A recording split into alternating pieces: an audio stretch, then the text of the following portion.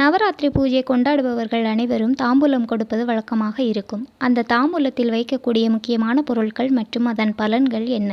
பூஜையின் போது மகாலட்சுமி தாயார் நம் வீட்டிற்கு யார் ரூபத்திலும் வருவார் என்பது ஐதீகம். அதனால் தான் வீட்டில் பூஜை செய்த பிறகு வீட்டிற்கு வந்திருக்கும் அனைவருக்கும் தாம்பூலம் கொடுக்கும் வழக்கம் உள்ளது. வந்திருப்பவர்களை வெறும் கையோடு கட்டாயம் அனுப்பக்கூடாது. தாம்பூலத்தில் வைக்க வேண்டிய பொருட்கள்: கட்டாயம் ஒரே மாதிரியான தாம்பூலங்களை தான் அனைவருக்கும் கொடுக்க வேண்டும். இது மிகவும் அவசியம். வீட்டில் வேலை செய்பவர்களுக்கு ஒரு மாதிரியும் உறவினர்களுக்கு ஒரு மாதிரியும் இருக்கக்கூடாது. ஏனெனில் மகாலட்சுமி நம் வீட்டிற்கு யார் ரூபத்திலும் வருவார் என்பதை மனதில் கொண்டு ஒரே மாதிரியான தாம்பூலங்களை தான் கொடுக்க வேண்டும். தாம்பூலத்தில் முதலில் வெற்றிலை பாக்கு வைக்க வேண்டும். வெற்றிலை பாக்கு சத்தியத்தின் ஸ்வரூபமாகவும் மகாலட்சுமியின் அருளும் கிடைக்க செய்கிறது.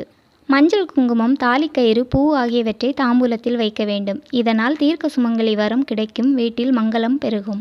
அடுத்ததாக பழம் வைக்க வேண்டும். அது வாழைப்பழமாக இருந்தாலும் கூட போதுமானது. பழம் கொடுப்பதால் அன்னதானம் கொடுத்த பலன் கிடைக்கும். தேங்காய் தாம்பூலத்தில் வைப்பதால் நம்முடைய பாவம் விலகும்.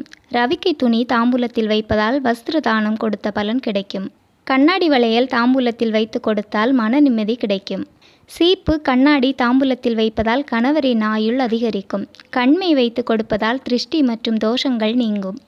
முடிந்தவர்கள் இவை அனைத்தும் வைத்து கொடுப்பது சிறந்தது. முடியாதவர்கள் நீங்கள் கொடுக்கும் தாம்பூலத்தில் வெற்றிலை பாக்கு, மஞ்சள், குங்குமம், தாலி, பூ இவை அனைத்தும் கட்டாயம் வைத்தாலே தாம்பூலம் பரிபூர்ணமாக நிறைந்து மகாலட்சுமியின் அருளும் பரிபூர்ணமாக கிடைக்கும்.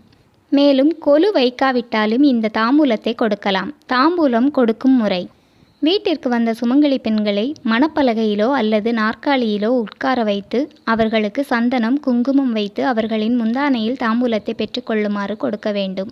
பிறகு அவர்களிடம் ஆசி பெற்று கொள்ளலாம். உங்களை விட வயதில் சிறியவராக இருந்தால் அவர்கள் உங்களிடம் ஆசி பெற்று கொள்ளலாம். இதுபோல் நவராத்திரி பூஜைக்கு தாம்பூலம் கொடுப்பதின் பலன்களையும் முக்கியத்துவத்தையும் அறிந்து கொண்டு கொடுப்பது சிறந்ததாகும்.